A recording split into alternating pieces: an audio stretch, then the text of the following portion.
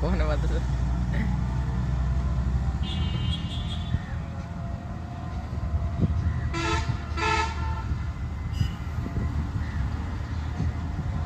तो बिटिया पर बैगन मत की जाए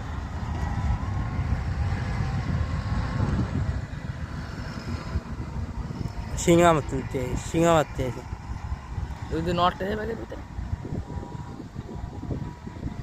मुर्गी ठीक है।